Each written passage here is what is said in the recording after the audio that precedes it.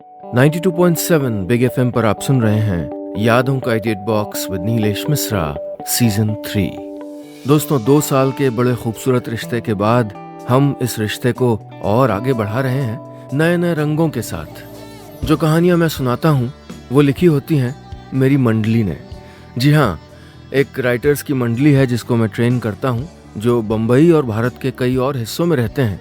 मैं उनकी मदद करता हूं बेहतर से बेहतर कहानियां लिखने में और फिर उन्हीं कहानियों को आपके सामने पेश करता हूं। दोस्तों, आज मैं आपको सुना रहा हूं मोहिनी मिश्रा की लिखी कहानी वही आम का पेड़। रात से ही हो रही लगातार बारिश और काले बादलों के बाद आखिरकार अंधेरा छटता और आसमान साफ होता दिख रहा था। भोर की पहली किरण ने सड़क पे रोशनी की ताज़ी सुनहरी छींट मारनी शुरू की तो शिवदयाल बाबू हाथ में एक टॉर्च और छाते के संग घर का मेन फाटक बंद करते नजर आए। घर के बाहर दोनों ओर जा रहे रास्ते अभी तक सुनसान दिख रहे थे, ऐसे जैसे रिमझिम बारिश ने शिवदयाल बाबू की सुबह के सैर के मित्रों का रास्ता रोक रखा था। आज अकेले ही सैर करने का मन बना चुके शिवदयाल बाबू ने पानी से भरे रास्ते को छड़ी से टटोलते हुए कुछ कदम आगे बढ़ाए तो पैरों के नीचे कुछ जानी पहचानी सी चीजों का स्पर्श होने लगा। उन पे असहज ढंग से गुजरते गुजरते वो थम गए। तेज बारिश के बेरुखेपन का शिकार, मिट्टी में सने और नीचे बिखरे हुए मौसम के कुछ आखिरी पके हुए आम जो वहां खड़े एक विशाल आम के पेड़ की उपज थे। उन पे नजर पड़ते ही शिवदयाल बाबू ने उनको हाथों में उठा लिया, लेकिन फिर आसपास के कीचड़ को देख के उन बेहाल आमों को वहीं पेड़ की छांव में रख के उस पेड़ से कहा, माफ करना दोस्त, तुम्हारे आम बहुत लजीज होते हैं लेकिन इनको हम नहीं खा सकते, मगर याद रखना अगले साल एक भी नहीं छोड़ेंगे। सुबह की सैर शिवदयाल बाबू के लिए कुछ अलग नहीं थी। इलाहाबाद सिविल लाइन से शुरू हुई, कंपनी बाग से होते पन्नालाल रोड के चौराहे पे रघु चाय वाले की दुकान पे ख़त्म हुई। वहाँ आज फिर वही ठहाका मारते, चाय की चुस्की लेते, ताज़ा तरीन खबरों पे चर्चा करते लोगों की भिनभिनाहट सुनने को मिली। इसके अब आदी हो चुके शिवदयाल बाबू कुछ देर वहाँ ठहर गए। आइए शिवदयाल बाबू, आइए आइए, बहुत सही समय पे आए। अरे भाई, आपने इलाहाबाद हाई कोर्ट के सीनियर एडवोकेट वीरेश खत्री के बारे में कुछ सुना है क्या? विजय बाबू ने अपने खबरी अंदाज में पूछा। नहीं तो क्या हुआ? शिवदयाल बाबू ने झट से कहा। अरे इतना बड़ा वकील और इंसानियत तिनके भर की नहीं है। कल ही पता चला है कि इलाहाबाद की कुछ सार्वजनिक जमीनों की ताक में बैठे एक बिल्डर ने खुल के उसको पैसे खिलाए। अरे तभी तो उस बिल्डर के लिए केस जीतने का हर तोड़ खोज रहा है। अब आप ही बताइए, उन जमीनों में शहर के खूबसूरत पार्क हैं, गरीब लोगों के घर हैं, कुछ खुली जगह हैं। अरे अब तो लगता है कि बस ये मॉल और शॉपिंग कॉम्प्लेक्स में ही सांस लेनी पड़ेगी। विजय बाबू की बातों को सब बड़े गौर से सुन रहे थे। दयाल बाबू, हम बता रहे हैं, ये पूरा किस्सा उस विवेकानंद मार्ग वाली जमीन से शुरू हुआ है। अरे उसको तो बिल्डर ने हथिया ही लिया समझिए, अब बाकी जमीनों के पीछे पड़ा है। वो आम के पेड़ वाली जमीन? शिवदयाल बाबू ने चौंक के पूछा। हाँ दयाल बाबू, आपके घर के सामने वाली जमीन। और वो आम का पेड़ तो कुछ दिनों का मेहमान है बस। बताइए तो, सालों पुराना हरा भरा पेड़ भी कोई काटता है भला? लेकिन उस पेड़ को क्यों काट रहे हैं? अरे शॉपिंग कॉम्प्लेक्स बनाना है तो बनाए। कहते हुए शिवदयाल बाबू अचानक से रुक गए और वहां से चले गए। उनके इस तरह से चले जाने की वजह कोई नहीं समझ सका। 92.7 बिग एफएम पर आप सुन रहे हैं यादों का edit box with Nilesh Mishra season 3। दोस्तों, आज मैं आपको सुना रहा हूं अपनी मंडली की सदस्य मोहिनी मिश्रा की लिखी कहानी वही आम का पेड़।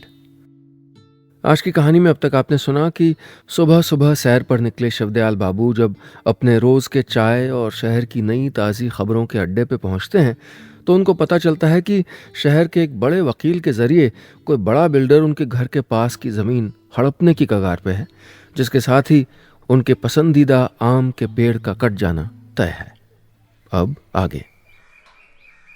शिवदयाल बाबू के पूरे 70 साल के जीवन को अगर कोई संक्षेप में बताए तो कहेगा एक सरल, सहज और संतोषमय जीवन।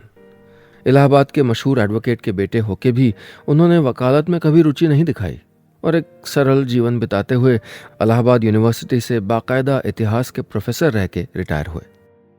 वो सालों से अपनी पत्नी के साथ अपनी पुश्तैनी हवेली में रह रहे थे। उन्हें जानने वाले लोग ये कहते थे कि शिवदयाल बाबू को बचपन से जुड़ी यादों और पुरानी चीज़ों से अजीब सा लगाव था। फिर चाहे वो उनके घर की वो पुश्तैनी वॉल क्लॉक हो, या 32 इंच का पुराना मर्फी का रेडियो, या फिर मोहल्ले में सबसे पहले आई कलर टीवी जिसपे हर रविवार पूरे मोहल्ले ने बैठ के महाभारत और रामायण देखी थी। ऐसी ही और भी कई चीज़ों के जरिए उन्होंने जीवन की बहुत सी यादों को संजोए रखा था। उसी यादों की मोटरी में सालों से सहेज के रखी थी उस आम के पेड़ की यादें। शिवदयाल बाबू के घर से कुछ ही कदम दूर उस मोड़ पे बरसों से खड़ा हुआ, जिसके साथ न सिर्फ उन्होंने सालों से आते जाते मौसम देखे थे, बल्कि जीवन के कई अनमोल किस्से भी बुने थे। आज की सैर से वापस लौटते शिवदयाल बाबू उस आम के पेड़ के पास कुछ देर रुककर उसको एक मासूम सी नज़र से निहारने लगे, जैसे वो इस घने और विशाल पेड़ के कोने कोने में छिपी अपने बचपन की यादें ढूंढ रहे हों। अपने खट्टे मीठे स्वाद से शिवदयाल बाबू के बचपन को भरती कैरियां उनको इतनी पसंद थीं कि वो ज़मीन पर बिखरी तोते की चक्की कैरियां तक खा लिया करते थे। और तो और मीठे रसीले आमों की गुठलियों से पिपही बना के उसके मीठे स्वर से कोयल की सुर में सुर मिलाते थे। शिवा, कहाँ है आपका लाडला? अरे क्या हुआ, आप इतना गुस्सा क्यों कर रहे हैं? आज जाके पकड़ में आया है। बीच दोपहरिया आम के पेड़ पे लटके मिले साहबजादे। आमों का ऐसा चस्का लगा है महाशय को कि कई दिनों से स्कूल से टिफिन की छुट्टी में ही निकल जाते हैं, और फिर शाम तक अपने दोस्तों के साथ बंदरों की तरह उस पेड़ की डालों पे चढ़ते गिरते पड़ते रहते हैं।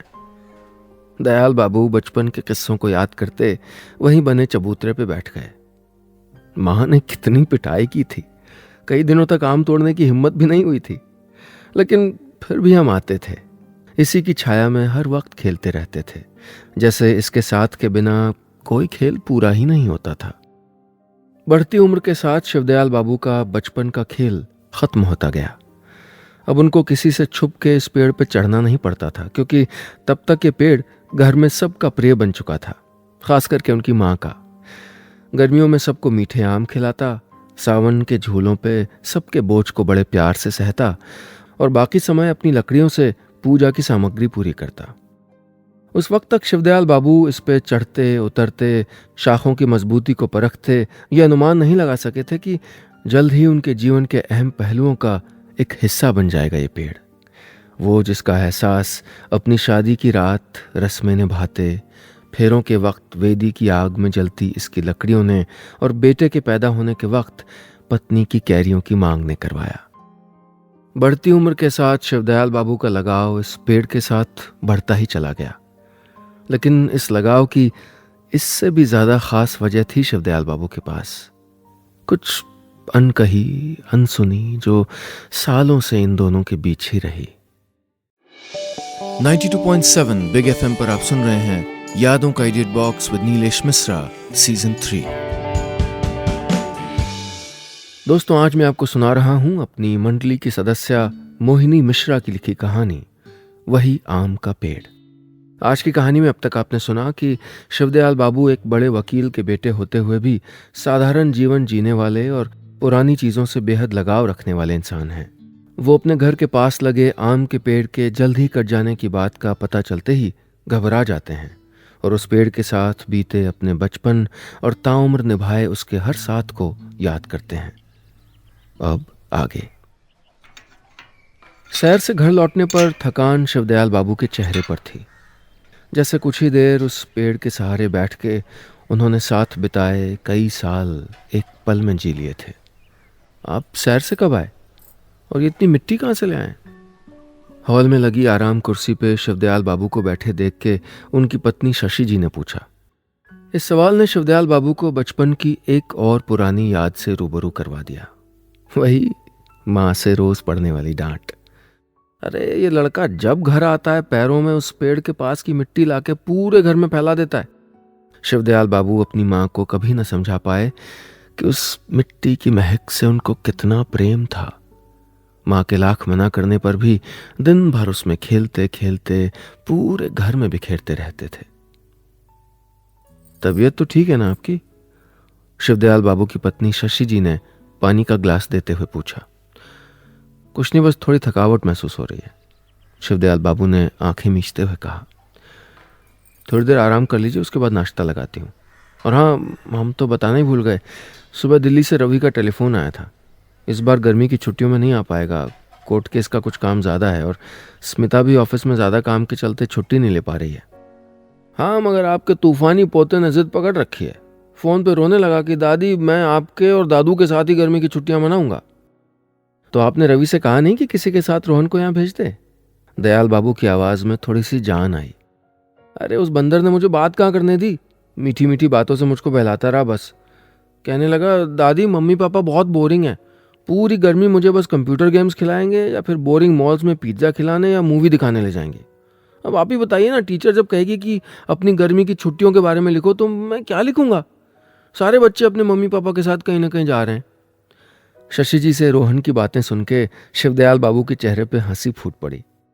अरे शशि जी, बोल दीजिए ना रवि को कि जल्दी से जल्दी रोहन को यहाँ भेज दे। हाँ, कह देती हूँ, लेकिन आप उसको अकेले संभाल पाएंगे? किसी के काबू में तो आता नहीं है, सारे दिन अपने स्केट्स पहन के तूफान बन के घर में भागता रहता है। अरे देवी जी, उसके आने से कितनी चहल पहल हो जाती है घर में। दयाल बाबू रोहन की बातें करते करते सुबह से मन में चल रहे वाकये को भूलने लगे थे। हाँ, हर वक्त आपको घुमाता जो रहता है। कुछ भी कह दो भाग्यवान, पोता तो हमारा ही है, सारे लक्षण इसी घर से मिले हैं। कहते हुए शिवदयाल बाबू शशि जी के साथ खिलखिला के हंसने लगे। हाँ, आप ही की तरह आम का प्रेमी है। उसकी गर्मी की छुट्टियां तो आम के बगैर अधूरी रहती हैं। आते ही सबसे पहले आपको आम के पेड़ के पास ले जाएगा, शशि जी ने चुटकी लेते हुए कहा। इस बात पे शिवदयाल बाबू की हंसी वापस सिमट आई। मन को जैसे किसी भय ने घेर लिया था। रोहन के आने तक क्या वो पेड़ वहां रहेगा? कितना दुखी होगा रोहन ये जान के। दिन भर उसी के नीचे तो खेलता था, लाख मना करने पर भी खट्टे आम तोड़ता था। अब क्या करेगा यहाँ के? खुद से बातें करते शिवदयाल बाबू उठ के अंदर चले गए। 92.7 बिग एफएम पर आप सुन रहे हैं यादों का edit box with Nilesh Mishra, season 3। दोस्तों, आज मैं आपको सुना रहा हूं अपनी मंडली की सदस्य मोहिनी मिश्रा की लिखी कहानी, वही आम का पेड़। आज की कहानी में अब तक आपने सुना, शिवदयाल बाबू के घर के पास की जमीन पे एक शॉपिंग कॉम्प्लेक्स बन रहा है, जिसकी वजह से वहां लगे उस आम के पेड़ को भी काटा जा रहा है जिसने जीवन के हर मोड़ पे शिवदयाल बाबू का बचपन से साथ निभाया है। इन सब बातों में उलझे शिवदयाल बाबू को उनकी पत्नी शशि जी बताती हैं कि उनका पोता रोहन स्कूल की छुट्टियों में उनके पास आने की जिद पकड़ के बैठा है। अब आगे। अगले रोज शिवदयाल बाबू को खबर मिली कि जमीन का फैसला बिल्डर के हक में हो गया है और जल्द ही शॉपिंग कॉम्प्लेक्स बनना शुरू हो जाएगा। अगले कुछ दिनों तक शिवदयाल बाबू बीमार होने और शरीर में भारीपन का बहाना बनाते घर से बाहर ही नहीं निकले। सैर पर जाना भी बंद कर दिया। अच्छी बुरी हर दशा देखी है इस पेड़ की, पर अपने सामने इसका जीवन समाप्त होते नहीं देख सकेंगे। शिवदयाल बाबू के मन में हर वक्त यही बात चल रही थी। मन में चल रही छटपटाहट उनको बहुत देर कमरे में कैद नहीं रख पाती, तो किसी न किसी बहाने छत तक चले जाते। वहां से वो दिन पर दिन लोगों के झुंड को उस पेड़ के चारों ओर बढ़ते देखते। वो असहाय, झुका हुआ, जैसे कुछ और सालों का जीवन मांगता पेड़। जीवनदान नहीं मिला और बिल्डर की भेजी गई मजदूरों की फौज उस जमीन पे पहुंच ही गई। इधर शिवदयाल बाबू से बिल्कुल अलग मोहल्ले के काफी लोग तो सालों से खड़े उस पेड़ के अस्तित्व को बिल्कुल नकार के नए शॉपिंग कॉम्प्लेक्स के जल्दी तैयार होने की राह तक रहे थे। पता नहीं ये पेड़ कब कटेगा और ये तमाशा कब खत्म होगा। शहर पे अचारदानी रखती शशि जी ने झुंझलाते हुए कहा। ये क्या रख रही हैं आप? शिवदयाल बाबू ने पूछा। अरे वो शर्मा जी कुछ कच्चे आम लाए थे, कहा था कि उस पेड़ के पास गिरे हुए मिले थे। हमने सोचा रोहन आ रहा है, उसके लिए आम का अचार रख देते हैं। शिवदयाल बाबू को शशि जी की इस बात पर यकीन ही नहीं हुआ। गुस्सा मन में दबा लिया। उस पेड़ की ओर देखते हुए बोले, ठीक ही तो है, काटो इसे, कौन है इसका? हर वक्त बस देता आया है और आज भी देते देते जा रहा है। जितने फल लेने ले लो, जितनी लकड़ियां काटनी काट लो। ऐसे प्राणी का यही हश्र होना चाहिए। शशि जी ने शिवदयाल बाबू के कंधे पे हाथ रख दिया। कुछ दिनों से देख रही हूँ आप बहुत परेशान रहते हैं। हर वक्त इस छत का चक्कर काटते रहते हैं और हर वक्त इस पेड़ को ताकते रहते हैं। बात क्या है? कुछ नहीं शशि जी, इस पेड़ का मोह है बस। इसको ऐसे कटते देखा नहीं जा रहा है। मानता हूँ बहुत जज्बाती हो रहा हूँ, एक आम का पेड़ ही तो है। हजारों ऐसे पेड़ रोज काटे जाते होंगे, मगर इससे कुछ है पुराना। कहते हुए शिवदयाल बाबू ने आंखों में छुपी बूंदें आसमान को तकते हुए छुपा ली। उसी रात शिवदयाल बाबू ने हिम्मत जुटाई और आखिरकार उस पेड़ की ओर कदम बढ़ाए। रात के अंधेरे में वो अपनी दयनीय हालत को कैसे भी करके बस छुपा रहा था। उसको काटने आए मजदूर भी अब तक जा चुके थे। उसको अकेला देख के शिवदयाल बाबू उसके कुछ चक्कर लगाने लगे, जैसे बचपन में अपनी माँ को अपने साथ गोल गोल दौड़ाया करते थे। कहाँ से आया था यह आम का पेड़? इस बंजर जमीन पे पेड़ लगाना तो दूर, यहां कोई भटकता भी नहीं था। कोई कुछ नहीं जानता, बस काटे जा रहे हैं। उस पेड़ को कहने के लिए अब शिवदयाल बाबू के पास लफ्ज ही नहीं बचे थे। 92.7 बिग एफएम पर आप सुन रहे हैं यादों का edit box with Nilesh Mishra season 3। दोस्तों, आज मैं आपको सुना रहा हूं अपनी मंडली की सदस्य मोहिनी मिश्रा की लिखी कहानी वही आम का पेड़। आज की कहानी में अब तक आपने सुना शिवदयाल बाबू जो अपने घर के पास लगे आम के पेड़ को एक दोस्त की तरह चाहते हैं, उसके काटे जाने की पक्की खबर सुन के और भी छटपटा उठते हैं और घर से निकलना बंद कर देते हैं। अब आगे। अगली सुबह शिवदयाल बाबू के लिए पिछले कुछ रोज की तरह एक नई बेचैनी घोले लाई थी। कई कुल्हाड़ियों के साथ आते क्रूर स्वर और पेड़ के किसी न किसी भारी हिस्से के जमीन पर गिरने की आवाजें घर में फैली शांति को रह रह के भंग कर रही थी। हर आवाज पे अब किस हिस्से को काटा गया, इसके अनुमान में उलझे शिवदयाल बाबू को अचानक एक आवाज ने चौंका दिया। दादू, मैं आ गया।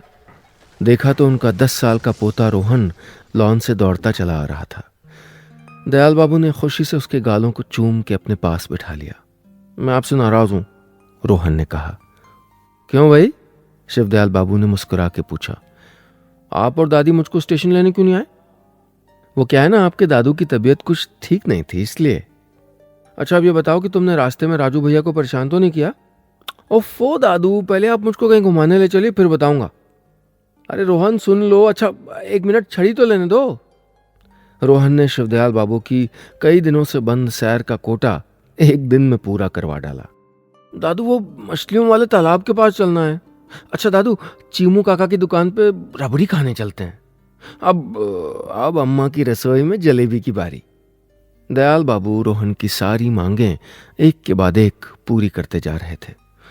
दादू, मैं इस बार अपनी छुट्टी की पूरी प्लानिंग करके आया हूँ। सबसे पहले तो आप मुझे हमारे फार्म हाउस ले जाएंगे, और हाँ, फार्म हाउस पे वो जो आम का बगीचा है ना, मुझे वहां देर तक रुकना है और खूब सारे आम खाने हैं। दयाल बाबू रोहन की हर बात पे प्यार से सर हिला रहे थे। अरे हाँ दादू, वो आम का पेड़ कैसा है? इस बार आम नहीं लगे उसमें? जवाब देने में हिचकिचाते शिवदयाल बाबू ने बात फौरन बदल दी। हाँ हाँ, क्यों नहीं, तुम्हारी दादी ने तुम्हारे लिए मीठे आम रखे हैं, खाने हैं तुमको। चलो जल्दी से घर चलो। अगले दिन रोहन की मांग के अनुसार शिवदयाल बाबू उसके और शशि जी के साथ शहर से 20 किलोमीटर दूर फार्म हाउस के लिए निकल गए। रोहन बेहद खुश था। उसकी हर मांग पूरी हो रही थी। इससे बेहतर छुट्टी उसने कभी नहीं बिताई थी। दादू, ये आम कितना मीठा है, रोहन ने चटखारे लेते हुए कहा। इसका पेड़ मेरे दिल्ली वाले घर में भी होना चाहिए। पापा से कह के आप एक पेड़ लगवा दीजिए ना दादू, प्लीज। रोहन की इस बात पे शिवदयाल बाबू हंसते हुए बोले, तुम्हें पता है तुम इसको कहीं भी लगा सकते हो, बस इसकी गुठली मिट्टी में बोनी होती है। क्या? सच्ची दादू? आपने पहले क्यों नहीं बताया मुझे? और आपने हमारे घर में क्यों नहीं लगाया? अरे बोई तो थी गुठली बचपन में, तभी तो इतना बड़ा पेड़ आया घर के पास मोड़ पे। आम खाने में मगन शिवदयाल बाबू को कुछ सेकंड तक यकीन नहीं हुआ कि उन्होंने अपने भीतर बरसों से छुपाई बात आखिरकार कह दी थी। उन्होंने खुद अपने हाथों से इस आम के पेड़ को उगाया था। रोहन और शशि जी हैरानी से शिवदयाल बाबू की ओर देखते रहे। 92.7 बिग एफएम पर आप सुन रहे हैं यादों का edit box with Nilesh Mishra season 3। दोस्तों, आज मैं आपको सुना रहा हूं अपनी मंडली की सदस्य मोहिनी मिश्रा की लिखी कहानी वही आम का पेड़। आज की कहानी में अब तक आपने सुना कि अपने सबसे अच्छे दोस्त उस आम के पेड़ के एक एक हिस्से के कटने की आवाज़ शिवदयाल बाबू को बेहद परेशान करती है। तभी उनका पोता रोहन घर पहुंचते ही उनको मोहल्ले की सैर कराता है। शिवदयाल बाबू उसकी जिद पे उसको अपने आम के बागीचे में ले जाते हैं, जहां रोहन और शशि जी को पता चलता है कि वो उनके घर के पास वाला आम का पेड़ शिवदयाल बाबू ने अपने हाथ से बचपन में बोया था। अब आगे। आम का पेड़ कई हिस्सों में कट चुका था। रोज अपनी तरह तरह की शरारतों से दादाजी का ध्यान अपनी ओर खींचते रोहन को भी कहीं न कहीं उनकी हर वक्त की उदासी का कारण समझ में आने लगा था। दादू, आपने मुझे पूरी बात तो बताई नहीं। दादाजी और दादी के साथ डिनर टेबल पे खाना खाते हुए रोहन ने बात छेड़ी। कौन सी बात? शिवदयाल बाबू ने पूछा। यही कि आपने कब और कैसे लगाया था वो आम का पेड़। किसी ने आपसे पूछा नहीं? इस विषय पर बात करने से शिवदयाल बाबू कई दिनों से कतरा रहे थे, लेकिन आज मन की बात बोल पड़े। ठीक ऐसे गर्मियों के दिन थे। मैं कुछ 5 साल का था जब पहली बार पीले रसीले आम का स्वाद मेरे मुंह में लगा था। बस उस दिन से हर गर्मी में पिताजी के साथ हम आम के बगीचे जाने लगे। माँ को तो दूसरों के लिए कभी कभी हमसे आम छुपाने पड़ते थे, और एक दिन तो हमारी शैतानियों से तंग आके माँ ने एक से ज़्यादा आम खाने को ही नहीं दिया। कहने लगी, मेरे पास कोई पेड़ थोड़े लगा है, जाके लगा दे पेड़ कहीं। जिद्दी तो हम भी कम नहीं थे। रोते रोते जाके खाई हुई आम की गुठली को रात भर सुखाया और दूसरे दिन उसमें से बीज निकाल के उस जगह बो दिया और छुप छुप के पानी देने लगे। फिर दादू? फिर क्या, कुछ हफ्तों बाद देखा कि वहां एक पौधा निकल आया है, मेरा दोस्त। बस तब से ऐसी दोस्ती हुई कि किसी से आम मांगने की जरूरत ही नहीं पड़ी। इससे पहले शिवदयाल बाबू कुछ आगे कहते, बाकी की कहानी उनकी आंखों में उतर आई। आने वाले कुछ दिनों तक उस पेड़ की निशानियां, लकड़ियां, पत्ते और कैरियां उस मोड़ पे बिखरे पड़े थे। अनाथ, उनको जीवन देने और देखभाल करने वाला वो पेड़ अब जा चुका था। शिवदयाल बाबू के साथ साथ चलते रोहन ने पैरों के नीचे आई उसकी लकड़ी की फांक, कुछ कैरियां और उसके पत्ते उठा के दादाजी को दे दिए।